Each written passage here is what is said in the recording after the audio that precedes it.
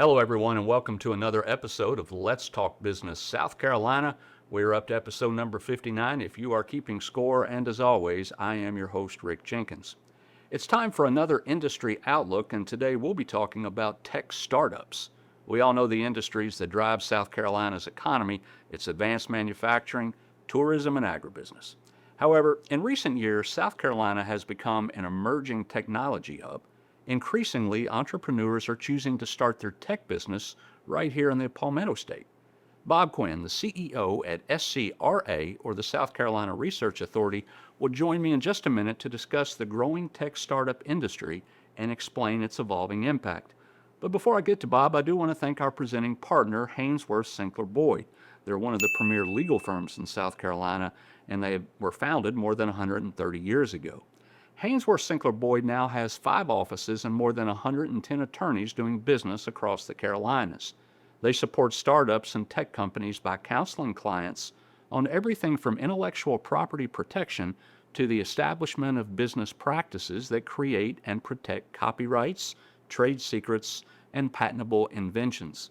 They can also help with things like entity formation, corporate structuring, and contract negotiations. So thanks again to Haynesworth Sinclair Boyd for helping make it possible to bring this content to the business community in South Carolina.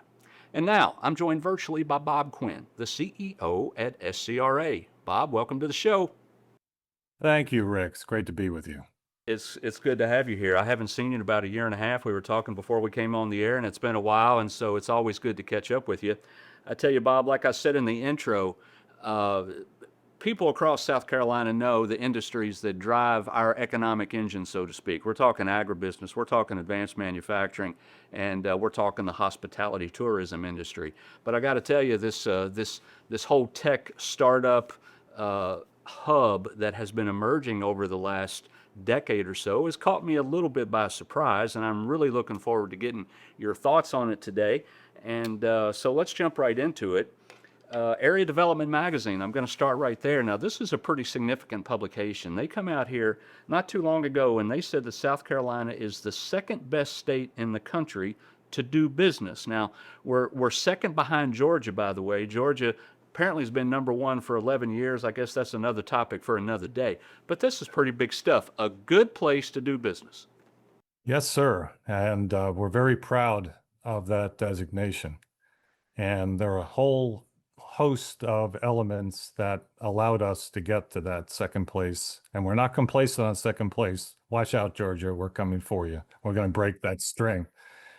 From workforce to site selection, to incentives. It's a matter of fact, the magazine uses all of those as criteria for their ranking. And far be it from me to question the good folks at that esteemed magazine. I agree with all of them. I would probably add a couple to their list.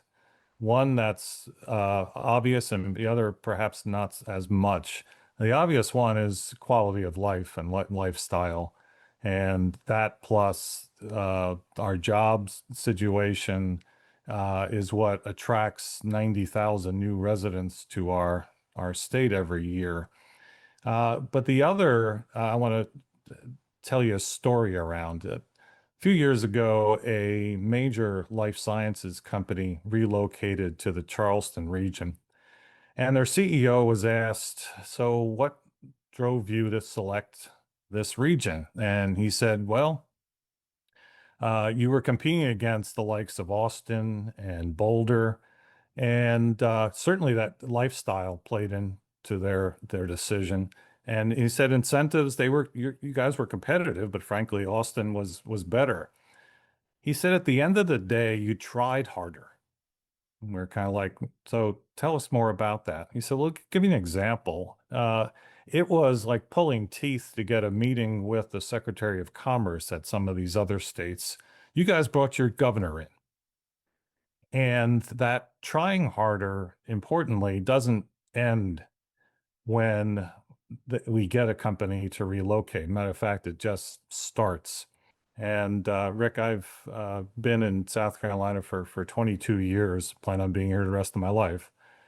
And prior to moving here, I was in 5 different states. And I could say without equivocation, those other 5 states didn't come close to the degree of integration and coordination and collaboration across the state that we have here. And that's a major differentiator for us as a state, but it's also a major value proposition for businesses, both those relocating and those that are growing here in the state. South Carolina, I said, becoming an emerging, technology hub. We were recently federally designated, I'm going to read this, make sure I get it right, as a regional tech and innovation hub focused on advanced energy. Now, the tech cluster supports about 150,000 jobs, and they make good money too. I mean, we're talking about $100,000 a year jobs on average. What has happened, Bob, to make all of this transpire?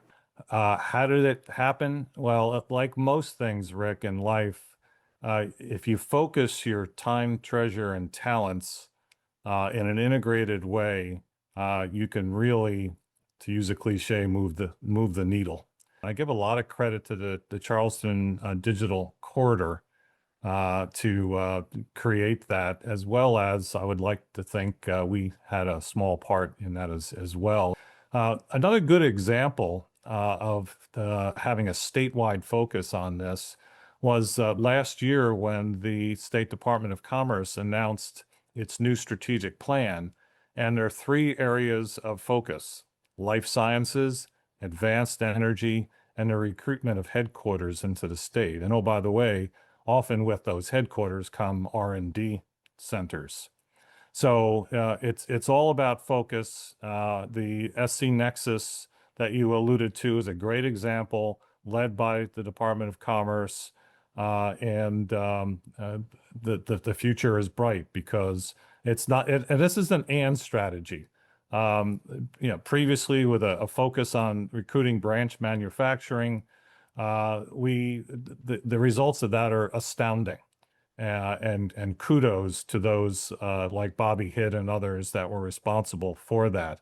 We're not turning our back on those, but we're supplementing it with this focus on innovation and on technology. As you say, there are a lot of people that have gone in to make this kind of that evolving place for people to come and do business and to start up. However, I do want to talk about your organization, SCRA, because you all play a huge part in it, Bob. You all support entrepreneurs. You support technology-based startups, and you do it in a variety of ways. You do it through coaching and through grant funding and providing investment opportunities and that kind of thing. Just explain to our viewers and our listeners how it all works. Sure. So a company applies to be a member, and there's no fee for this membership. Sometimes people get tripped up with that name that they imply that they have to pay to be that member. No, indeed not.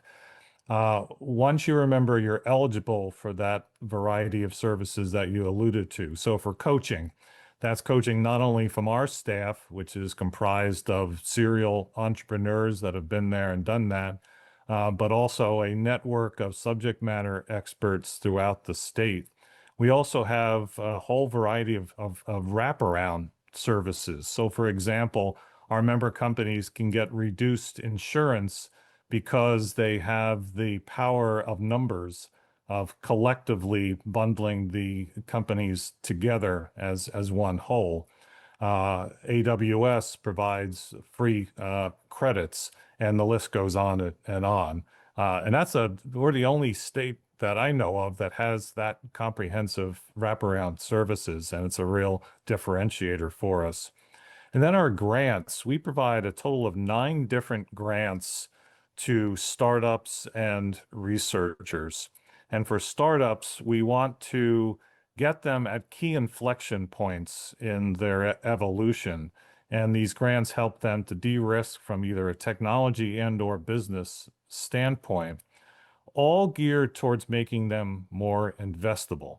And often our investment affiliate, SC Launch Inc., is the first institutional investor in these companies. And so that's an arm's length relationship between SCRA and SC Launch Inc. Our staff do the due diligence and the coaching, but the ultimate investment decisions are made by an independent board, separate from the SCRA board, and the equity is held by SC Launch Inc.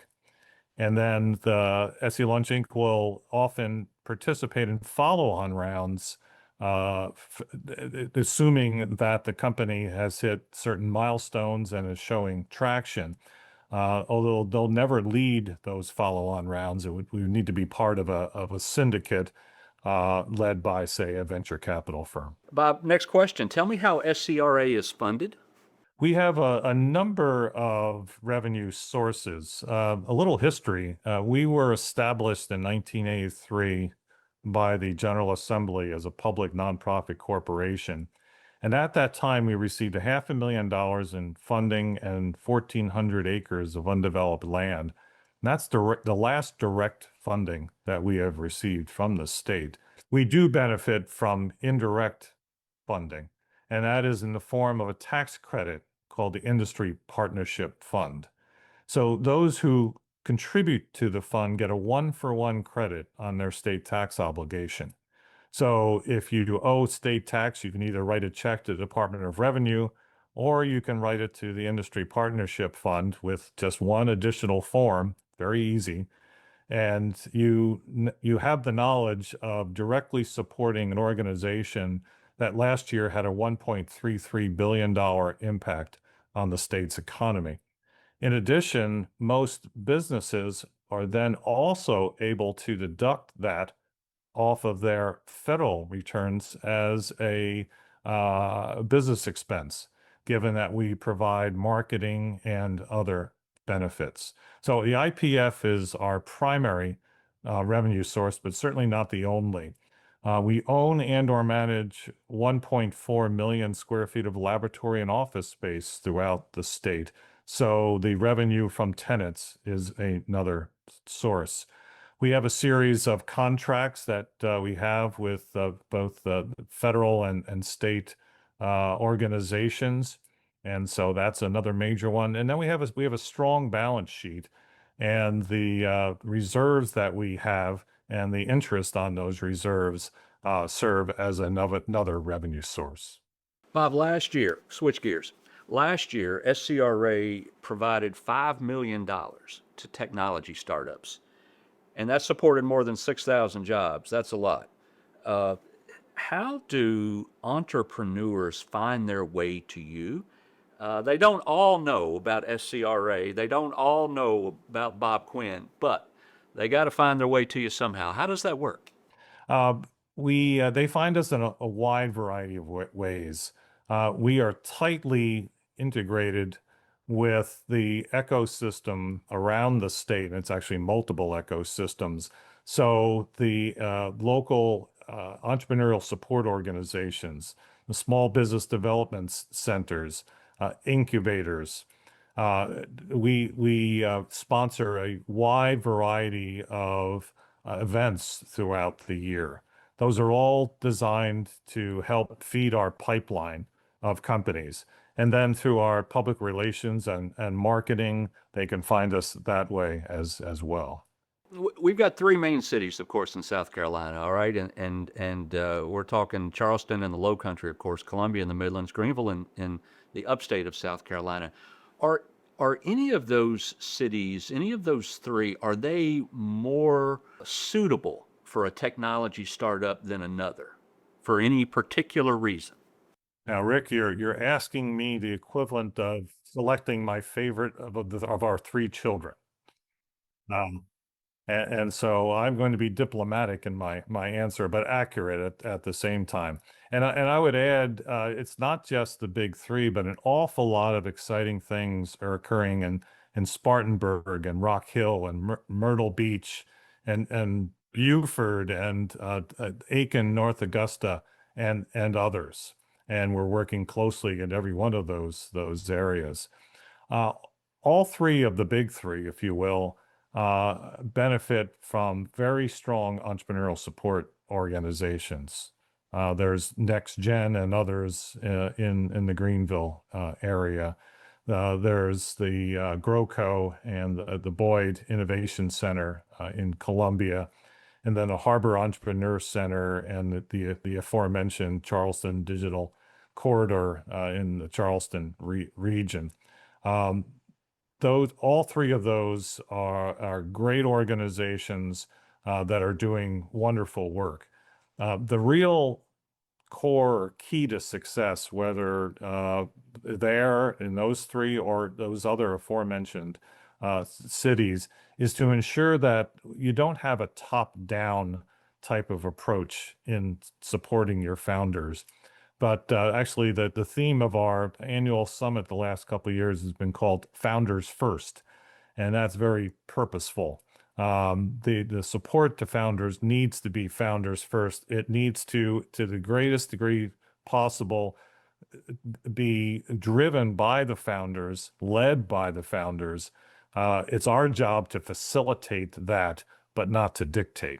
Bob, I was on your website here recently, and I was poking around, and I saw a couple of things that I really wanted to follow up with you on, and both of them are numbers that astound me. And one of them is that you all have 1.4 million square feet of research space in South Carolina.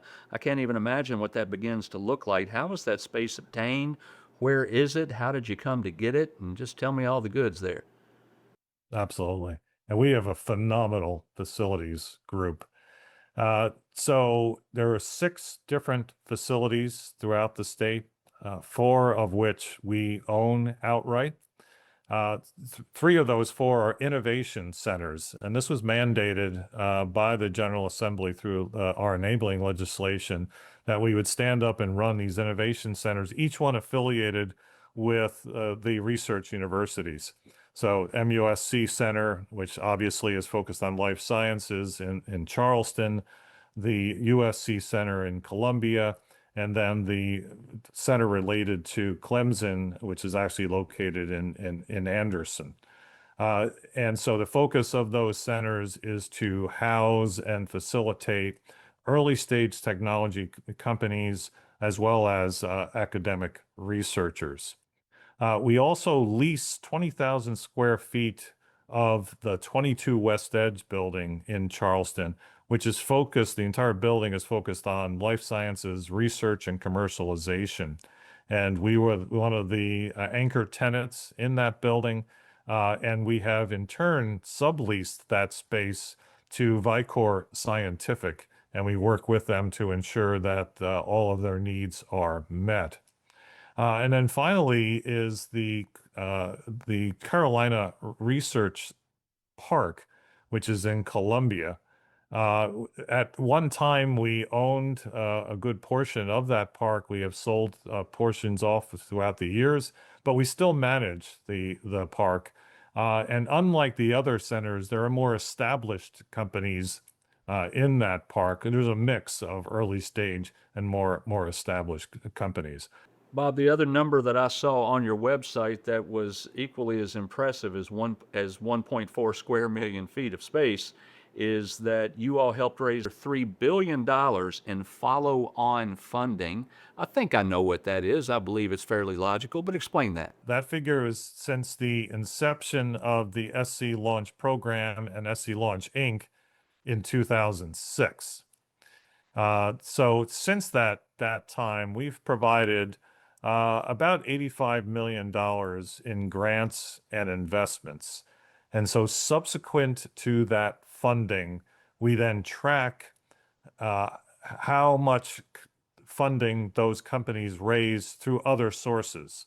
And that would be through angel investors, through venture capital, through strategic investors.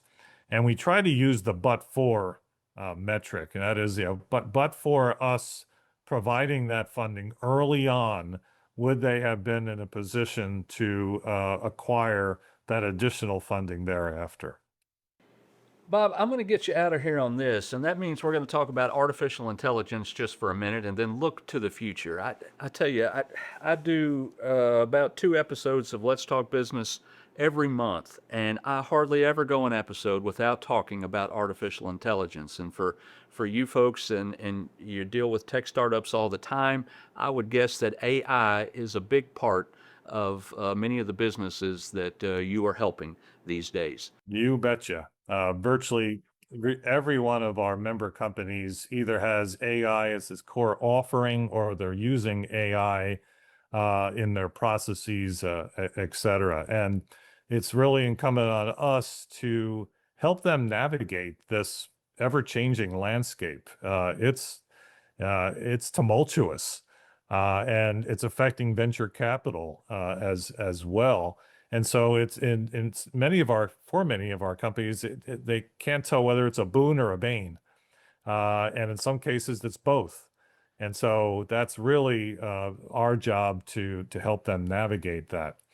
Back in April, we led a AI symposium, and that was underwritten through the good efforts of Representative Jeff Bradley, who is the chair of the SC House Administrative Procedures, Regulations, Artificial Intelligence, and Cybersecurity Committee. How about that for a mandate? He is a true thought leader in the state for our position in AI. And so we brought together executives from industry, from startups, academia, government, nonprofits, and others, all geared towards how do we position South Carolina to be in a leadership position in AI. And there are a number of follow-on activities that are taking place. The South Carolina Council on Competitiveness, Susie Shannon's organization, is very much in a leadership position here as well, and we're working hand in hand with them on that. So we're trying to get on the front end of the bow wave, but the wave is coming at such a rapid pace that that is often difficult to do, but we're well positioned. Is there anything else, Bob, on the horizon that you think, you know what, that is the next big topic in tech? Boy, there's a whole bunch, but if I had to think of one, it's quantum computing, which is very much hand in glove with AI as well. That one's probably a pre-toddler, but boy, the changes that combined with AI will bring to not virtually, to every aspect of our life over the next decade and beyond are monumental.